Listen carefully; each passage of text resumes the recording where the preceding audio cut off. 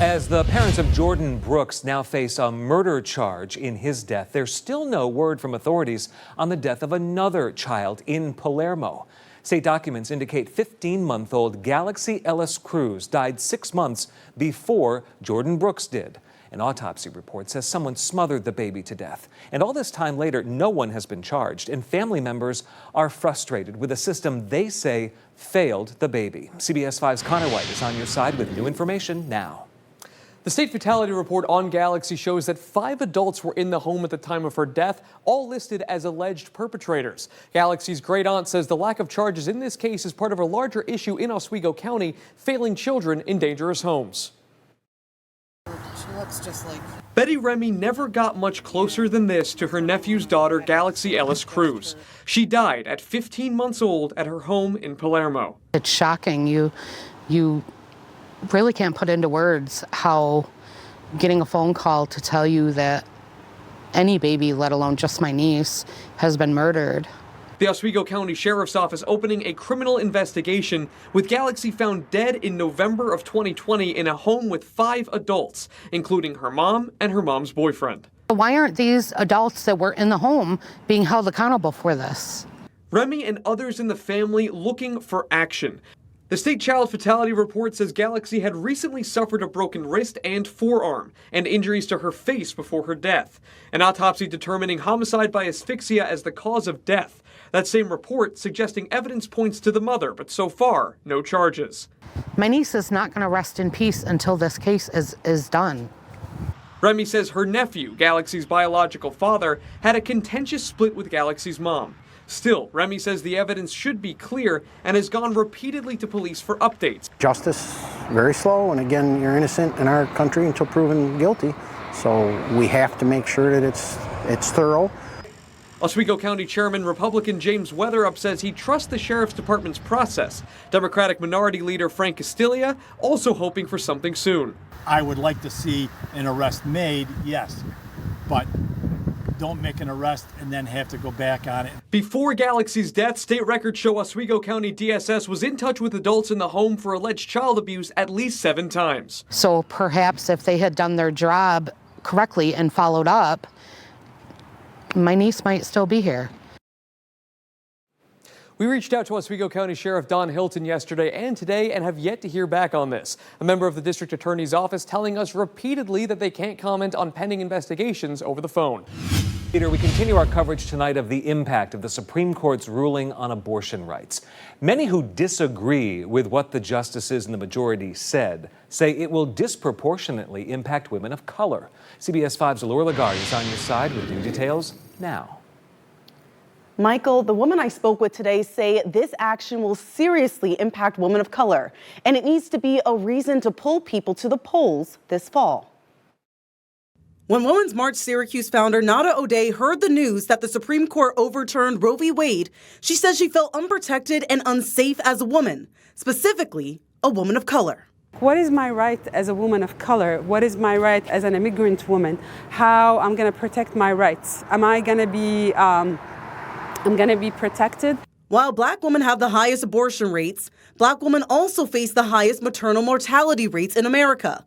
The CDC found that black women died of maternal causes at nearly 3 times the rate of white women in 2020. O'Day says access to health care and birth control is expensive, and not many women of color can afford it. She says this decision that overturns Roe v. Wade is only the start of decisions that will affect minority women. We have to be careful who we are voting for.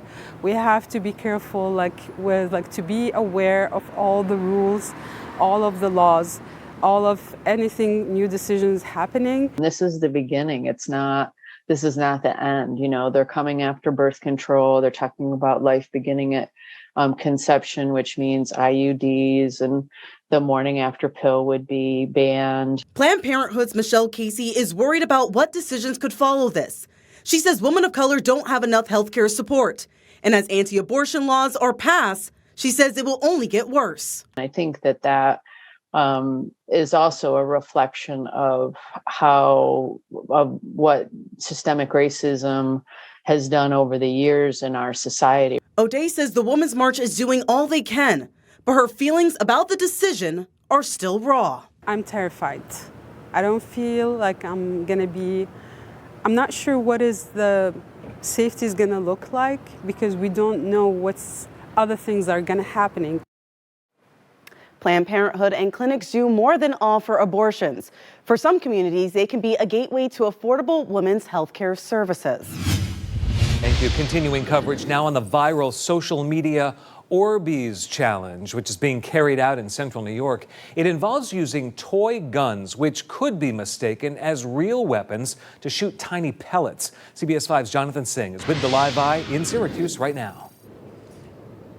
Michael, this is all fun and games until somebody gets hurt. These toy guns are being used as weapons in the city of Syracuse and around central New York. Syracuse Police weighing in tonight to try to alleviate the pressure and confusion in the street.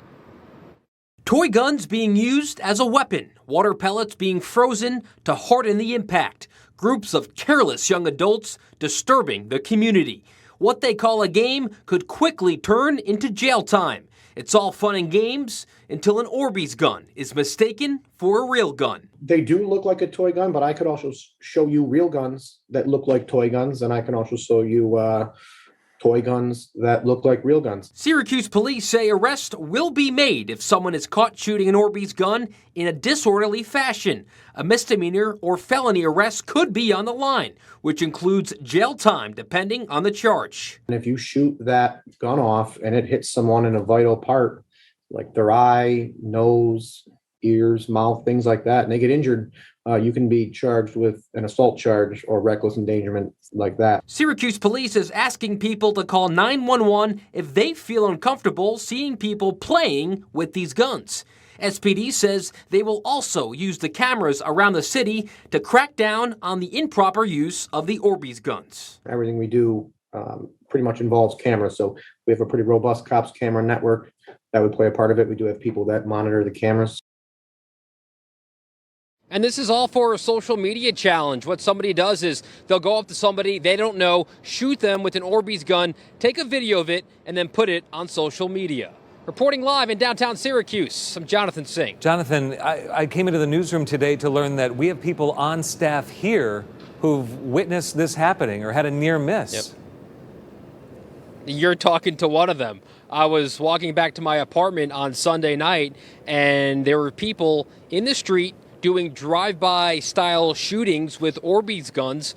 They missed me, so I don't know what it feels like, but all I do know is that it's water pellets that come out of these guns, and sometimes these water pellets are frozen, which really increases the impact. So fortunately for me, I was not hit, but if you see people around with these guns, Syracuse police, they say go the other way, call the police, and they will try to take care of it if they can.